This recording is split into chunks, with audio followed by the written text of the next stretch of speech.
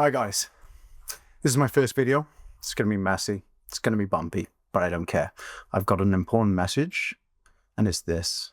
I think that we are facing a silent crisis, one of disconnection, emotional bottling up, and life misalignment. And I think there's a future that is worth fighting for, which helps people to open up, to seek, ask for help and guidance without shame, and live their lives to the fullest. But the reality is stark. In the UK right now, 3/4 of all suicides are men, and yet of all those engaging with therapy, only 1 in 3 is men. Furthermore, 60% of adults in the UK last year in a study reported feeling medium or high anxiety, burnout, and fearing for their future. We can all hit points like that in our life. In the recent few years, I've been coaching executives and completed research with some professionals to try and understand what helps them break free. And so this video is about 4 key principles, or freedom pillars I call them, that can help you on your journey towards the freedom you want. Whether that be full self-expression in the boardroom as a leader, or with your manager and colleagues, or even back home with those that you love, wanting to build stronger, deeper connections. Any type of freedom. It's the same. This isn't some get-rich-quick video, if that's what you're expecting. This is real tools and ideas that might help you along the way. This is my why. This is why my alarm goes off at 5 in the morning.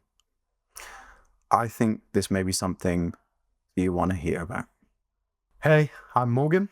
If you don't know me already, I'm a former management consultant turned executive coach. After 2 decades, leading business transformation, ticking that 6-figure salary box here in London, I knew something was missing. And so now I guide ambitious professionals to carve out and craft a life of freedom and fulfillment. But it's all part of a bigger mission of mine right now. I'm creating a space that motivates people to share what's difficult and going on and reconnect. And I'm building a well-being playground, one that will allow you to open up, loosen up, level up. And it'll be fueled by your curiosity, that inner compass we all have to help navigate life's challenges with clarity, with courage, and with natural flow. Because I want to turn that daily relentless grind that you're told to do into full-on play. Trust me, it's possible, and so stay tuned for more. In this video, we will look at the 4 core shifts represented by the 4 freedom pillars to help build that life of freedom. And we'll start by going inward. We'll start cementing our understanding of the freedom foundations from which a fulfilling life is built on top of. And we'll stay inward. We'll look to pillar 1, presence and letting go. This is all about dropping that emotional and mental baggage we carry around to make space for fresh thinking and presence. Then pillar 2, we'll be looking at reconnecting with clarity, commitment, and purpose. So your actions are grounded in what truly matters to you. Then pillar 3 will be the bridge from the internal world to the external world, where we look at how to fully express who you truly are. Authenticity. Not just emotions, but your identity, without fear, without filters. And lastly, we'll look at pillar 4, holistic life alignment and balancing all those things that matter to you. Without further ado, let's dive in. Freedom foundations. First, we have to actually define what it means to us. Freedom isn't just handed to you. It's obviously super personal, but it's consciously chosen. And the risk in not choosing the type of life that you want is you risk defaulting to living a life of other people's expectations. I've distilled freedom foundations into 3 components. The first, freedom self-definition is what I call it. This is about your unique vision, I guess, of the types of freedoms that you want. The second is conscious constraints. So this is about boundaries, disciplines, or healthy behaviors and values that you choose to have in place as structure to help guide your actions. And the third is radical responsibility. This is a big one. And without this, pretty much the whole system will never get off the ground, or at least to the degree that you want. You have to take full responsibility for your life, for your choices, for your outcomes, for your actions. I know it's easier said than done, letting go of victimhood, letting go of blame. But yet, the more and more you can move in that direction, the more these ideas and topics that I'm going to explain today are going to land and allow you to progress. So, in terms of freedom definition, I think the next thing we have to do is ask yourself, how free do you actually feel in your life right now? How trapped do you feel right now? There are many types of different freedoms. And so what type of freedom would we most want in 5 years' time, 3 years' time? You pick the timeline. Are you looking for financial freedom, time freedom, freedom of mind,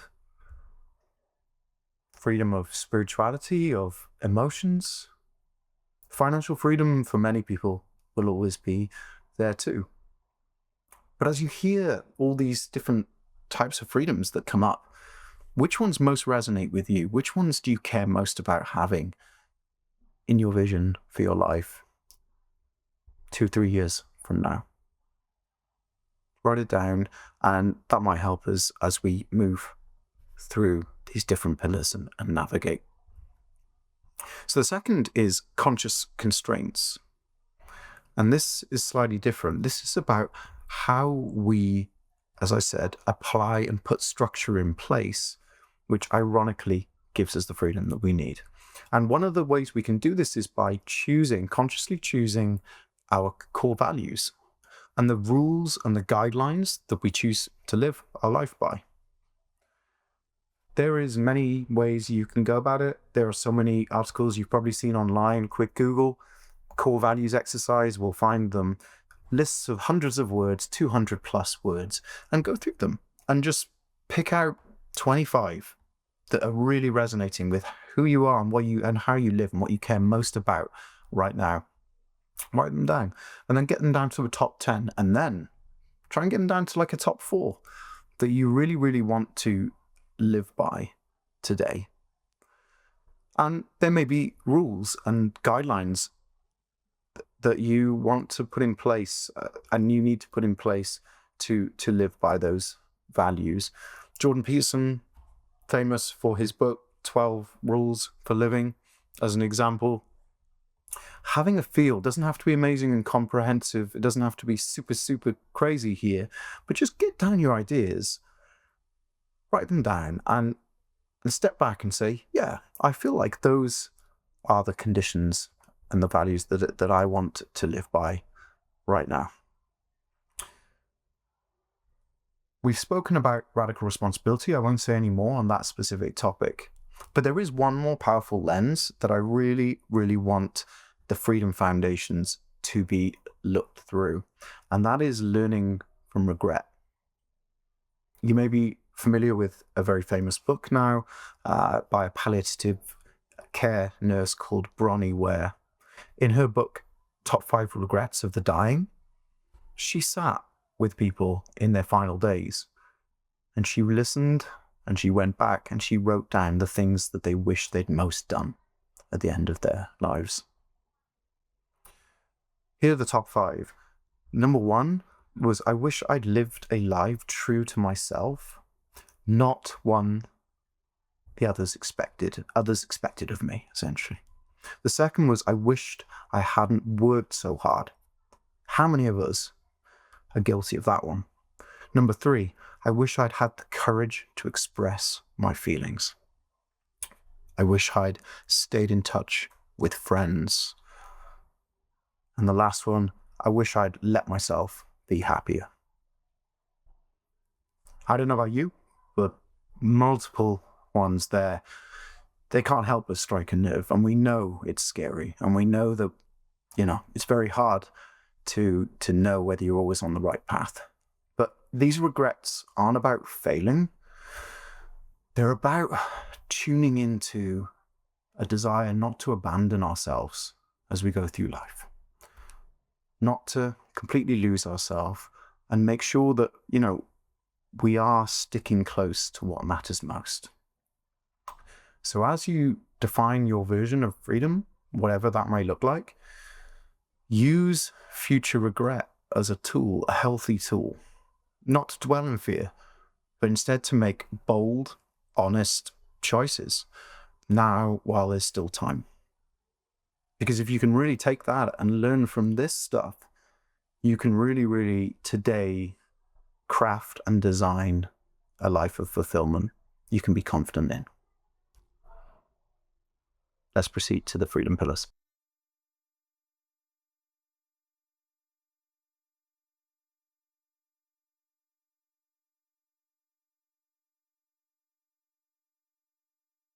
So for me, this is about finding someone, reaching out and talking and emptying that bucket with someone we trust and someone we know won't be judging us. But it could also be in other ways. Some people want to get on the punch bag, or they want to go and do a run, a long distance run out in the countryside, or maybe even just a walk alone. Whatever it is, getting out and being able to kind of release that surface pressure is a first step that I think is really important. And from that, then we can look to create more time like that in our diaries. Maybe look at the week ahead and say, enough is enough. Foot down. I need to make 1 hour, 2 hours, 3 hours of this kind of unstructured, unpressurized time to be able to relax and let go and regain perspective. I think this is key. And if we can do it with other people, even better. So I think leading on from this is building and practicing a state of presence and mindfulness. We know mindfulness has been spoken about for the last 10 years by pretty much every self-help guru, guide, coach, spiritual leader, whatever they may be. And it is there for a reason. We do seem to get sucked into this world and we forget that the present moment is all we have. And one of the best ways of doing that is through mindfulness. And personally, meditation is a practice that I am so grateful for learning and for doing intensely for more than 10, 15 years. And there's various different kinds of meditation, and some of you might be switching off when you hear this, but there is something for everybody. Breathing meditations, loving kindness meditations, or in Zen, just sitting and being there with the present moment. And I think practicing these can really help you to disentangle yourself from all these thoughts that are coming in and the feelings, and being able to kind of step back, be able to be that silent watcher as they're happening, even be able to smile at them, because it's possible and it's freeing to not stick and be carried away by these things all day, every day, being carried away. In acceptance and commitment therapy, they call it cognitive diffusion, this ability to kind of detach yourself from the thing, the thought, for instance, or a belief, and be able to see it from multiple different perspectives. That can really help in developing a great sense of presence and freedom in the moment. And so after that, we have almost lightened the load considerably, but we have to come back into the world. And this is where I want to speak to returning to those heightened, pressurized moments, whatever they might be. They might be that you have an intense situation in work and an overload that is just scary. Or it might be just coming back home to your family and to your partner, and there's conflict and you're working through that. And this is about coming back with your values clear in your mind and to be able to make conscious decisions. Being able to kind of step back and say, yeah, this is why I'm here. This is the meaning that I want to bring to this. And that can help focus yourself. It can help simplify. And one of the things I feel can be really helpful here is there's a principle called beginner's mind from the book Zen, Beginner's Mind. And it's a beautiful principle, and I recommend the book highly. And it's this ability to kind of greet the world when you wake up as almost like a child would. When they're running around in the playground and they find a creature, a caterpillar, looking at it for the first time and being just in awe, utterly curious, what is it? And what does it look like? Why is it this way? And why is it acting this way? Being able to kind of look at it essentially for the first time. You've never seen it before. And this can be incredible as a practice, even with people we spent our entire life with. Being able to wake up and look at your partner as if you've never seen them before, and be able to completely bring non-judgment and utter curiosity. It can be freeing, and you can see things that you never saw before. And the truth is, everybody that we meet is almost a different flavor of themselves every day. So it's not so crazy to look at life in this way. And then there are other ideas here around returning to that environment and slowing down and knowing that you can reprioritize to lessen the load. Slowing down in piano has been huge for me. If you don't slow down, it is really hard to join those dots together. Almost impossible. And without joining the dots, everything just becomes a mix mash. It just becomes a mess when you're trying to recreate it. And so this is a big thing that I try and encourage myself to do at all times, whether it's speech, whether it's expression, whether it's an activity like washing up. Running around frantically just lessens the quality of everything. When it comes to prioritization, we've all heard of the Pareto's law, Pareto principle, 80-20. Of all those activities that are coming in at you, what is the 20% that will bring 80% of the benefit? Focus on that. That will considerably reduce your load. And lastly, I want to speak to building systems and habits and routines that maintain that sense of presence.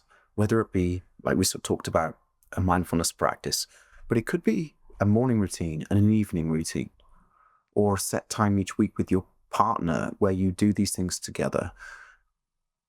It could be a weekly planning session. Any form of system, but the things that you know you need in place to be able to allow you to come back to the present and reach out to people and let go and get back to that blank canvas. It could be a weekly planning session. Any form of system, but the things that you know you need in place to be able to allow you to come back to the present and reach out to people and let go and get back to that blank canvas.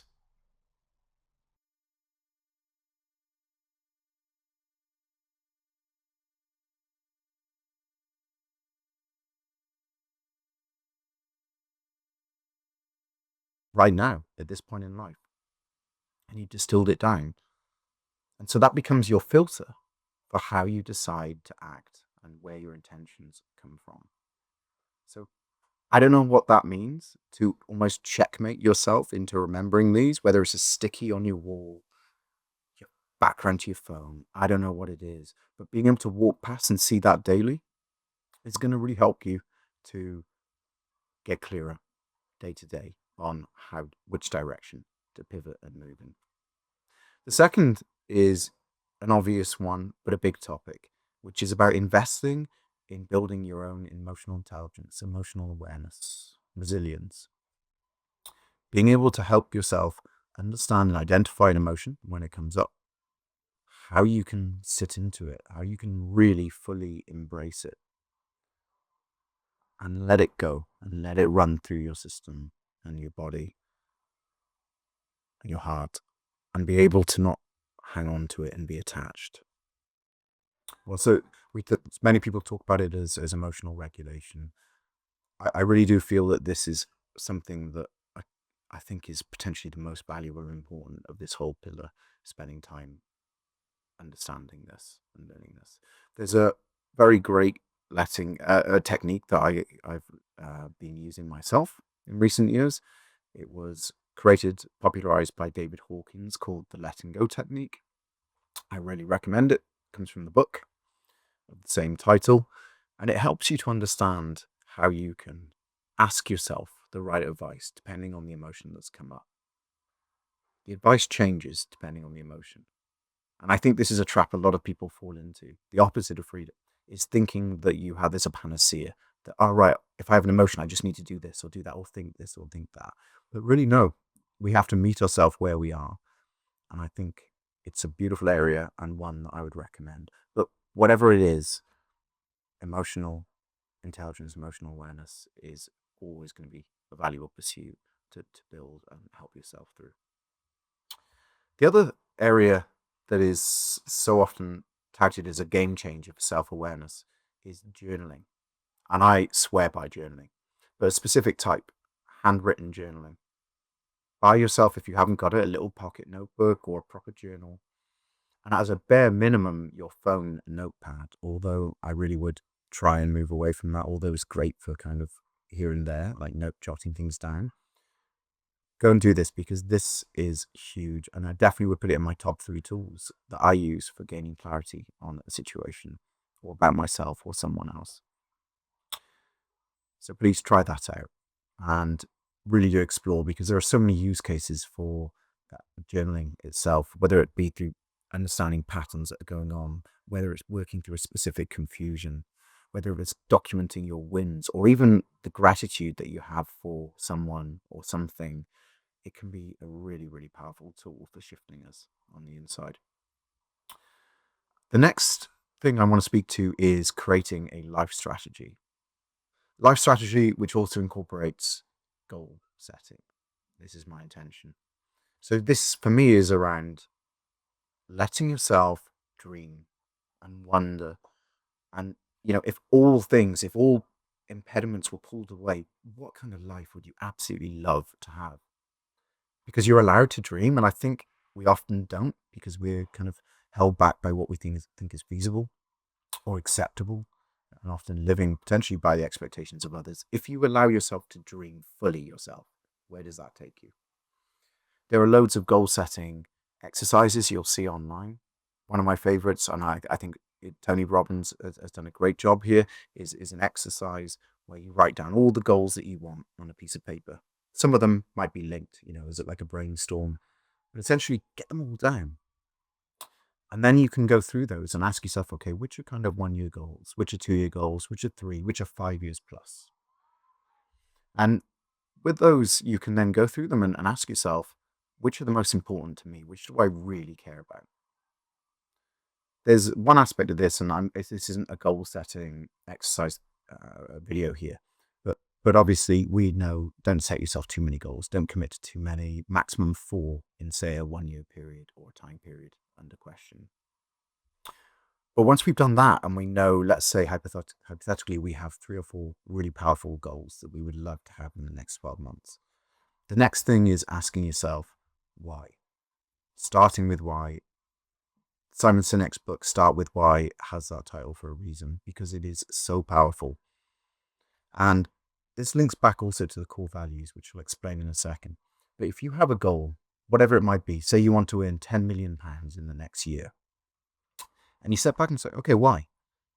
And maybe it's actually more personal driven. You're like, well, actually, I'd quite like to have much more freedom in my life and have a much nicer house. Okay, why? So I can provide for my family and my children, maybe, so they can have a better education and more areas, more ways of playing. I want a piano, etc., etc. Okay, why? Okay, well, I can love them more and make them feel more secure and safe. And you get to this. There's some people call them the Trail of Whys or the 5 Whys. But it's a beautiful exercise to do when you set a goal, because you're getting to the heart of why actually matters. And more beautifully than that, if it is in the case of what we just talked about, love and belonging, what's stopping you living that right now? today, tomorrow, the next week, the next 3 months. And this is where the core values come in, because you can choose to live the thing that you are thinking you need many, many goals for. Shortcut it, jump straight to it. Don't put your happiness on the other side of the goal. If it's a 3-year goal, 5-year goal, or to have X, Y, and Z, because as you say, you just end, as we said, sorry, you end up chasing things, but never truly being happy and satisfied when you get there. So core value allows you to do those incremental, intentional actions aligned to your core values that allows you to live those values, whether it be love, belonging, in the case in question here. So this is my ask for you, if this is an area that you feel you are weak in, is to have a set of goals and dreams that you work towards, purely directions that you want to move in, and then ask yourself why, and then live day to day based on those core values, so you enjoy getting there. And it becomes more of a, well, let's see if frame. Let's see if I can achieve that goal. Maybe you get there and it's actually a goal you don't even want. You don't even enjoy it. You don't even feel a sense of accomplishment, but it doesn't matter, because you were enjoying it along the way. So that's something I feel important. And then there is, of course, your weekly planning, which I'm a big believer in. Some people try and plan yearly, then 12 weeks, and then monthly, and think it can get really messy and complex. As a minimum, I really, really recommend having a weekly planning system that allows you to kind of assess your priorities, manage your time, be focused, and be intentional about what you care about each week. I also recommend a 12-week planning, but that tends to be something that you work up to once you have the momentum, let's say, from the weekly planning. And what I also want to come off here in terms of goal planning is stepping back and looking at all those goals and asking yourself, okay, where are the relationship goals in this? How am I going to contribute? Because as we learned from the top 5 regrets of the dying, what we have at the end is either a deep love and appreciation for those people who did enjoy and work with us on our experience through life until the end. And then there's also a regrettable aspect of where we abandon ourselves or others along the way. So what goals and what commitments can you make to people, for people, with people that you care most about? This is something that I feel is really important and ultimately comes under the commitment aspect of this pillar. And when you commit, you are committing wholeheartedly, even on the days where it falls over. Because I'm a big believer that you have to trust your word. This is what self-efficacy and self-esteem is around. It's like, if you, I believe for myself, say what you mean and do what you say, because that's all you have really, is your word in life, and building up to having a trust in what you commit to. And also there's a form of resilience, which is back to the emotional resilience of knowing that you can put your best foot forward and work through those tough things, not just give up when the going gets tough. Some people call it the valley of despair. This is when true commitment comes in. Can you keep proceeding, keep moving forward? If only one day you can give 4 out of 10 effort, don't let people or yourself berate you that you're not giving everything. If 4 out of 10 is all you can give, that is giving 100%. That's my view. And that's something that I would just suggest to you. The other thing is around embracing seasons of life. So for me, this is around knowing and allowing yourself to focus on one thing for a season or for a period of time. And I like to look at this, and obviously the title is Purposeful Commitment, Clarity and Purposeful Commitment of this pillar. Purpose can be seen as like a multi-layered, almost like an onion. And you can have almost, let's say if you were single and you were really wanting a relationship, right now that outer layer is where you're at. It's kind of wanting to put yourself out in the world and meet that right person and commit to them and see if you can make something work. So that becomes your layer, and then you dissolve that purpose and you're on to the next layer, whatever that might be. It might be something to do with family, but it might be something completely different. Business, promotion, anything. So slowly, this idea I want to leave you with is that purpose is kind of multi-layered, and just allow yourself to focus on one thing for one season, dissolve it, and then trust yourself. And slowly you get sent into the center of this inner purpose of what truly drives you. Some people kind of have a feel for that and know what they really care most about, but some people don't, and both, that's okay. But it's this intentionality and this acceptance and almost surrender to the process. Allow yourself seasons. And sometimes when you come out of a season, it might mean that you have to do things that you didn't expect to do, that are painful and difficult, and let go of maybe people that were once really important to you as you grow in another direction. Or it could be any number of things like that. But just embrace and accept that you're in this season and it will pass. I want to leave with that. To feeling a sense of freedom in your life. If I was to stop and ask you, who are you? Or just stop and ask yourself, who am I? Like, who am I really? And who do I want to become? Those questions are huge, and they're not going to obviously be answered while you're watching this video. But there are ways we can start to better remind ourselves of who we are. One of the ways that I would recommend is conducting a life audit. It's a really nice exercise. It can take maybe a few hours, but it can be hugely elucidating in terms of what do I like, what do I dislike, what do I know, what don't know, what have I tended to move towards and move it away from. So the way you do a quick life audit, and please, as I said, on Google, there are many of these life audits you can find. Here's one quick one that you can consider. Take your life, break it up into 5-year chunks. Maybe not 0 to 5, because unless you're like me, you've forgotten all of that, it's not really that insightful. But let's say 5 to 10, 10 to 15, etc., etc., etc. For each of those 5-year chunks, you have 3 categories: events, feelings, people. And then on the top row is things you liked. On the second row, things you disliked. So events, feelings, people, liked, disliked. And just have a brain dump. When I did this, I messaged to my family. I asked them to send me photos and videos and things. And wow, there's so many things that I forgot that I loved. And when you stitch together all of these throughout each of the chapters of your life, you're able to complete a full list. And you can step back and remind yourself of some of the things that perhaps you've been lacking in the recent years, but that you love.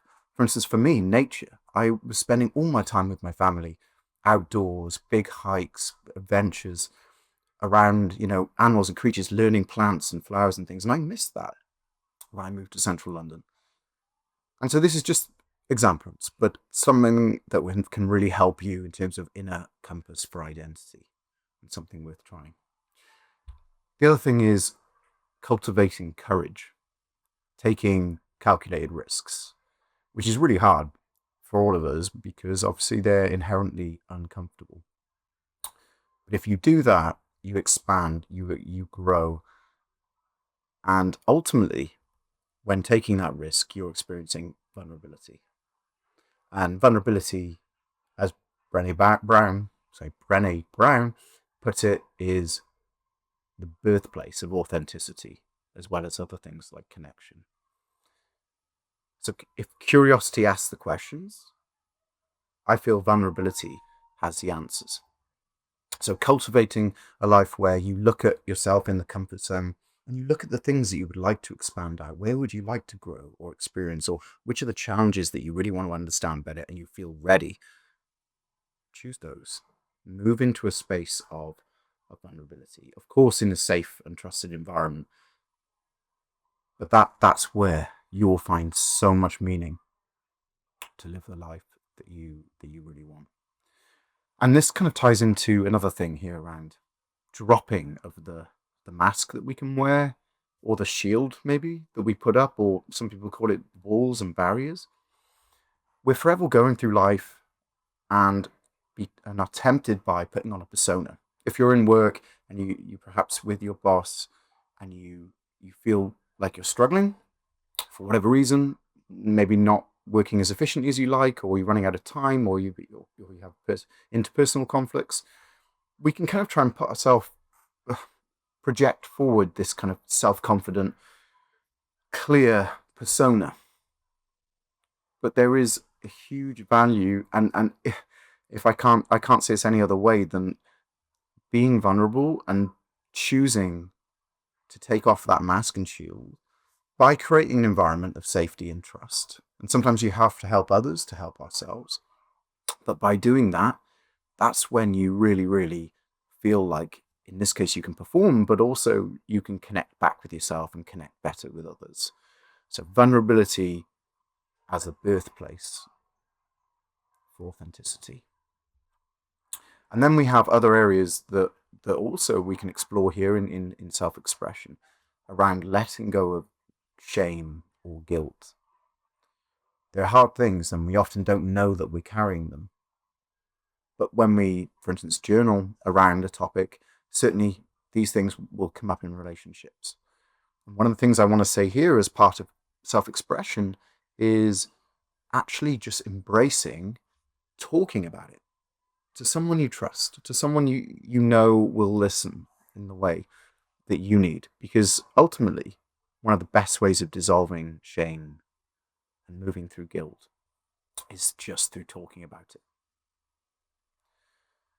Now, another area under self-expression is beliefs and our belief system. There's many different types of beliefs that you might want to kind of unpack here. But what I want to really encourage is for you to look on an identity level right now. What beliefs are you holding about yourself and about how you interact with others? Listing them down. Disempowering beliefs, self-limiting beliefs.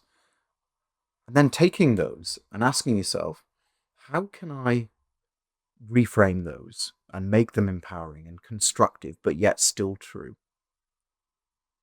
Especially taking like the 1, 2, or 3 beliefs right now that seem to be having such a power and control over you.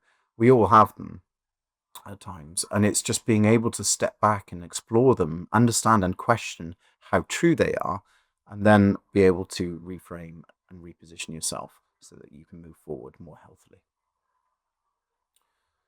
Okay, I also want to talk to self-acceptance and internal validation under the banner of expression, because it's very hard to express ourselves if we don't accept ourselves, and also if we are chasing the validation of others, we're therefore adjusting our behaviors and attitudes and actions to suit them. So for me, journaling can be a really useful place for exploring, again, self-awareness, and also showing and reassuring yourself that you are enough, you are good enough, and that the person you are right now, today, is everything that you'll need to be.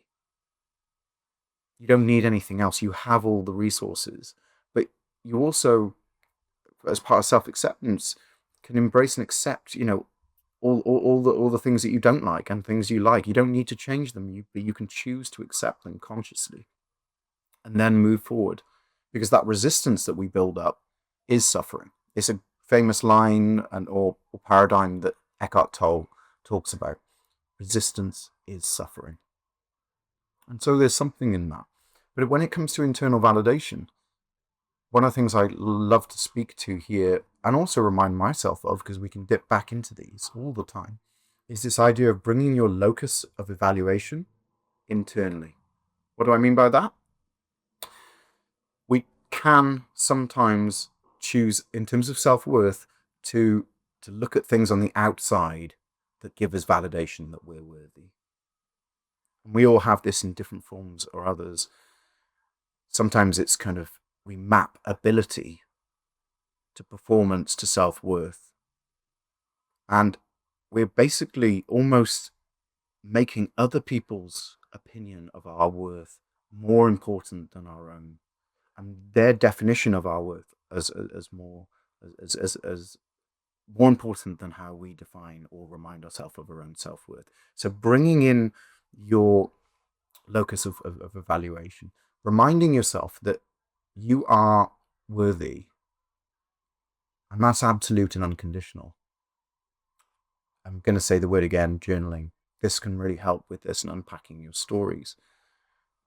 But choosing every time you go out of that inner circle and you're looking at something else, maybe it's like having that house or having a bank account with, a certain amount of money in, or if it's just someone's opinion of you, external validation. How can you bring that internal?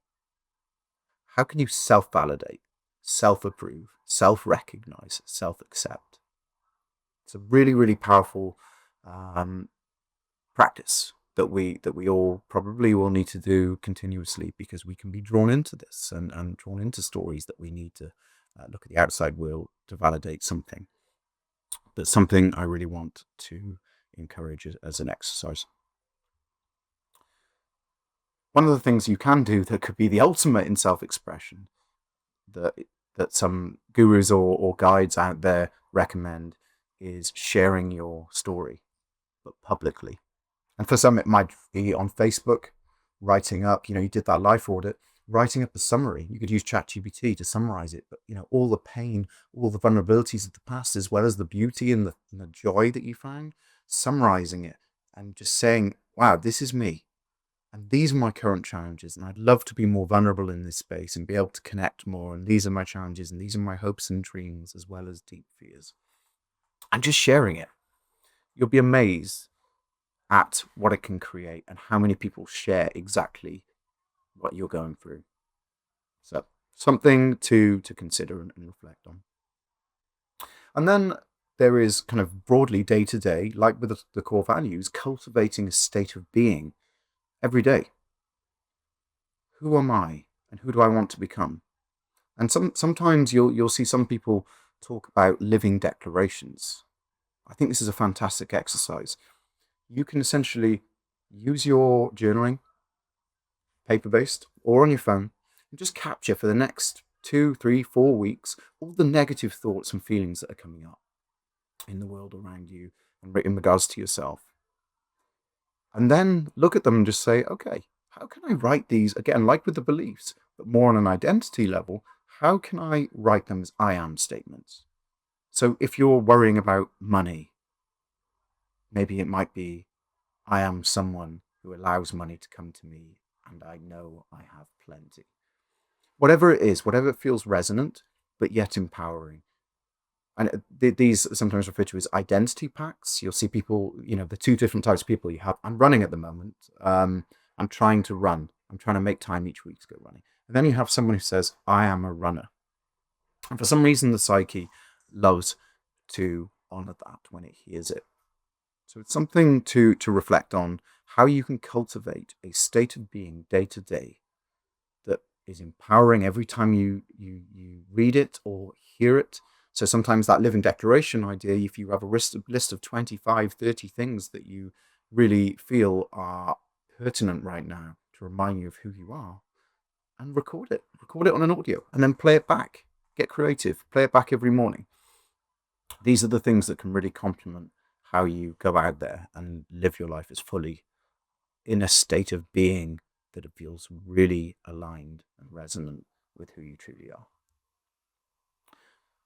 And I think I would probably leave on that note, because I think that's one of the most important topics of this self-expression is, once you get a good sense of who you are, how can you show the world that bravely? In the book, Brené Brown's book, Daring Greatly, it is exactly about this. Putting yourself out in the world and not being afraid of what people think or say. And then often what you end up realizing is that nobody minds. And even in the situations where you do express yourself fully and you get a bit of a weird reaction or maybe even be judged, it lasts so little time. People forget incredibly quickly. And so cultivating that state of being can really, really take you towards that freeing life that you're looking for. Okay, so the last of our freedom pillars, pillar 4, is all about life alignment. Being able to feel confident you're living in alignment with your priorities, your values, and your vision of freedom that we defined at the beginning. So there are lots of different ways we can look at alignment. We talked earlier about aligning with your core values, something powerful that can be done kind of day to day, looking at them and acting in accordance with that. But then there is this broader, more holistic way that I want to kind of express here. And this could have come under self-expression, but I feel it's best here, which is living in a way, or at least striving for a life in which your desires and your thoughts and your feelings and your words and your actions are in alignment and one gesture that comes out. Perhaps this is almost the ultimate kind of feedback loop that the world can give us is, do I feel that I can be this way in a situation? I feel a bit uncomfortable. Do I need to say it or not? I don't know. But you're reflecting and you're trusting your intuition, and your gestures are coming up and through and out into the world in a way that just feels like a natural flow. And so cultivating that, practicing, identifying the desires and getting clear, like we talked about, reflecting and looking and doing the work around what thoughts are coming up and beliefs, etc. All these little bits are pieces of the puzzle that you can bring together and forge into a very authentic path where they are all in alignment. So the other area that you can align is around life domains. Earlier, I gave you the Wheel of Life exercise where you have multiple categories. That's something nice exercise you can do once every 6 months, 12 months, looking and making sure that, you take stock. You look at your perspective on things and you maybe want to kind of repoint effort and focus in a completely different area. And then there is alignment of life domains with our chosen terms. We talked earlier in the Freedom Foundations around what are the terms that I want to live by and the rules that I want to live by. Are they still true? Do I still have a clear understanding of the type of freedoms that I want and how I'm getting there? Do I need to update and completely change my rules and terms of life to reflect and take me where I want? And then there is leaving room for playful experimentation, for something I call playful curiosity.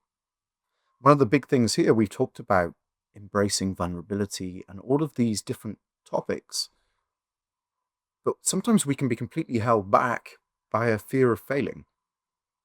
You cannot fail an experiment, certainly not a playful experiment, if joy is a measure as well as learning as we go. Edison with the light bulb discovery, how many times did he try? And I bet at the first time, he wasn't thinking, okay, this is something that has to be something that defines who I am, self-worth. One of the great things about running playful experiments is you take your sense of identity out of the equation when you prepare for it and when you're conducting it and when you're looking back retrospectively. Seeing your self and seeing your life as a series of playful experiments can be really, I hate to use the word again, but freeing. It allows you to fail safely. And so I really encourage reflecting on whether this could be something you can bring to your life. With anything that you'd like to learn or grow into or expand, there's lots of ways that this could be helpful for your life. And I think with all these different playful experiments that we're running with ourselves, maybe with others, looking at this life alignment as also a case of differentiation and integration is what I like to call it. So every time we have ourselves and our life situation and we run a little playful experiment, we learn a few things, many different things about that strand. This is the differentiation part.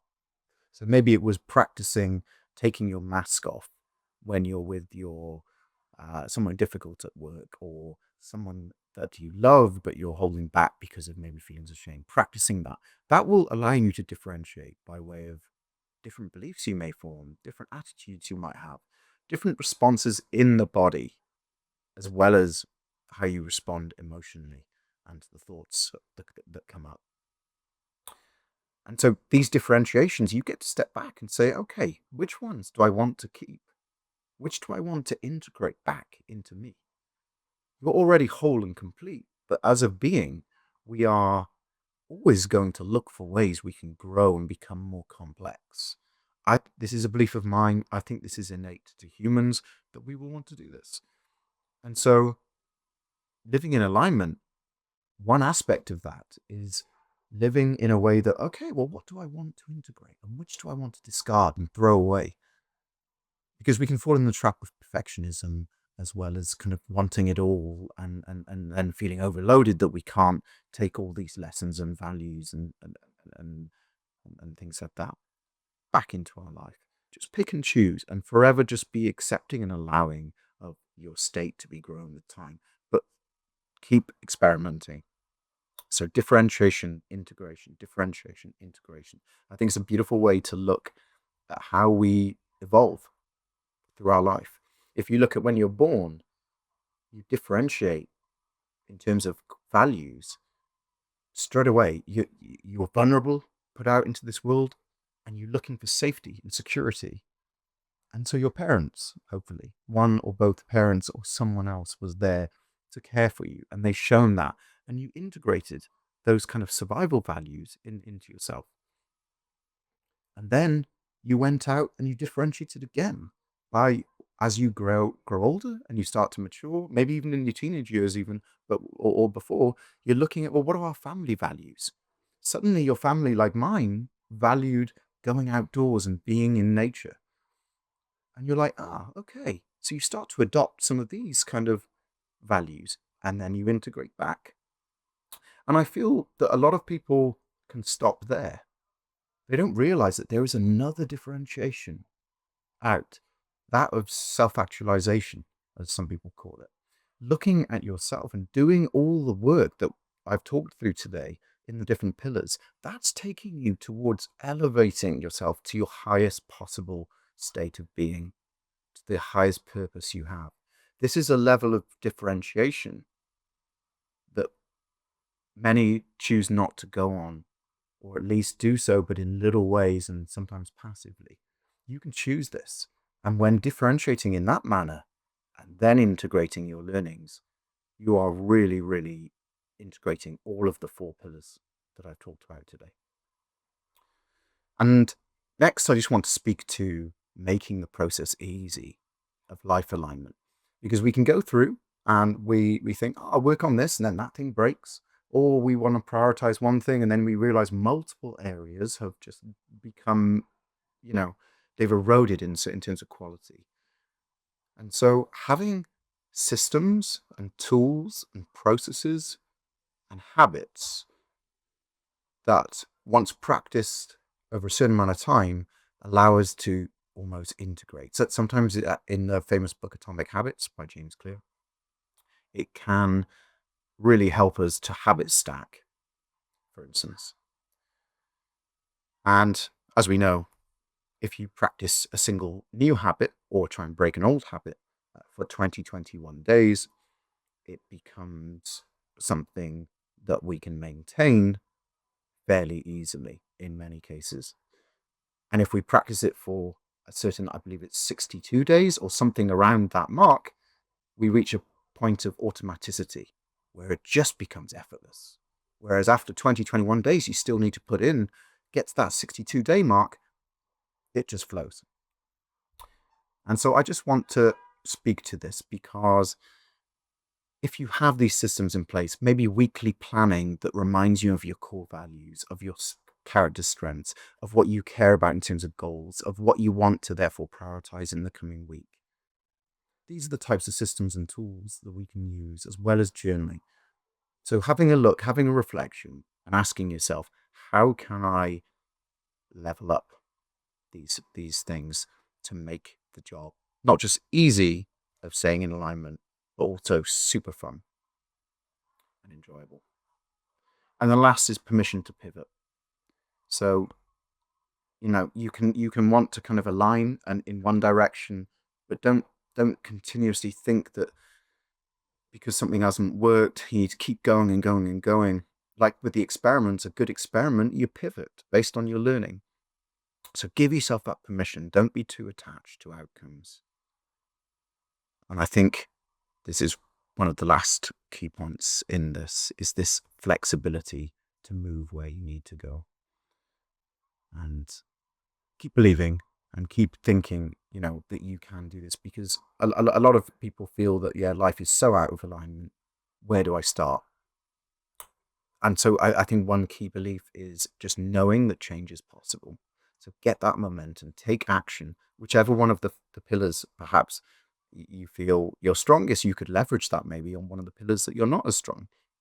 But just get momentum, because change is possible. I want you to know that. And also, when you put in place those kind of fundamentals and foundations, as well as the systems and tools and habits, it will just flow on its own accord. That's how I'll end this pillar. And then we have the 4 pillars. The first one being practicing presence and letting go. Number 2 being gaining clarity and making purposeful commitment. Number 3 is moving towards full, authentic self-expression. And 4 is ensuring life alignment. And the way that you can navigate through those pillars is through your own innate joy, playful curiosity, as well as vulnerability. Those are 3 things we all possess to some degree or another. And the more we tap into them, the more we break free every single day. And I do believe the freedom is a choice. Choosing to build a life that is true to yourself, that is meaningful, and that is a life fully lived. And I think this last one is the one that's, sometimes we can hold back from, but it's possible, and you can allow yourself to do it. And I do truly believe this is a choice.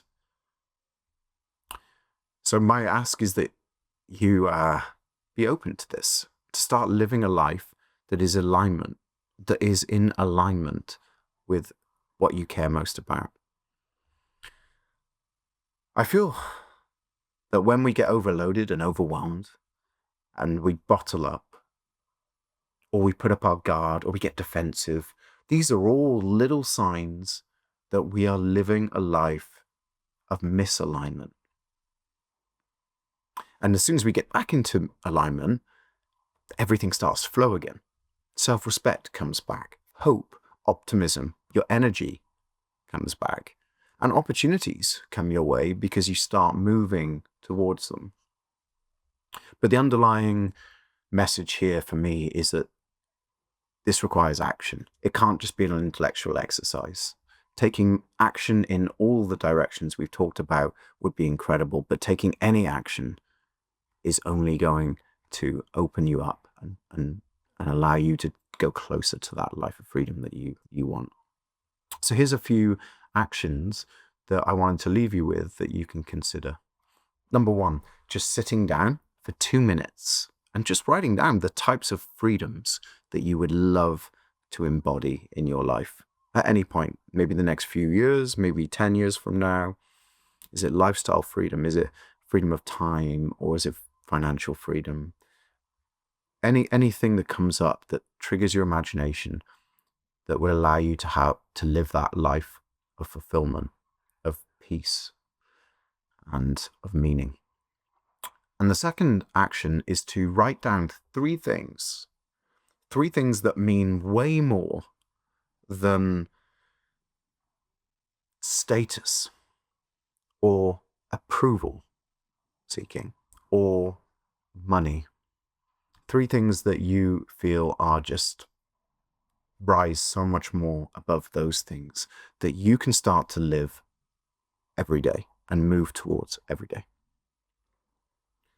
And by the way, if you are interested in building self-awareness on on where you may feature in these 4 pillars, we have created a break-free quiz, we've called it, which gives you a bit of a score. Takes 3 minutes, a score of each of the 4 freedom pillars with a little bit of an action plan and a little bit of insight into perhaps what might be holding you back. The thing I want to kind of leave you with is that freedom, that you don't have to wait for the right circumstances to be able to move towards it. Every step, even the smallest of steps today is going to build that momentum. So move forward with self-compassion. Celebrate every step that you take. Be super grateful for what you have, what you're experiencing, and those around you. Be patient and have faith. I feel that these things are really important. And I want to say that freedom, for me, isn't the absence of structure. So many people feel, and I hear this a lot, that I want to have the life on my terms, where I can do what I want, wherever I want, whenever I want. And then you see them reflect and they think, and then it kind of just doesn't sound quite right. And it's because I think it's missing one ingredient, which is that freedom for me is about consciously choosing the structure and constraints that serve our soul. Choosing the things we willingly bind ourselves to that we know are the most important things to us. I believe the things you are willing to struggle for are ultimately the things that allow you to break free. I just want to end saying that I believe that living a life of freedom is partly knowing when to hold on, knowing when to let go. And that's really hard. And I appreciate that part of this is learning how you can trust and tap into your intuition, which is another video for another day. But I recall jostling with this idea quite a lot. And many years ago, I went on a Zen silent retreat in Wales, UK. And we were meditating for hours and we were reflecting on a question, who am I? And I asked the Zen master at the time, how do I let go of my attachments about myself without disconnecting from the things I care most about or the people that I care most about and love? And she paused and I could see she was thinking. And then she said, Morgan, let go of attachments and pick up your responsibilities. And I thought that was a beautiful message that we can end on today. So I hope this video has been helpful and you find a few ideas that take you forwards to the life that you would love to live. Thanks for watching.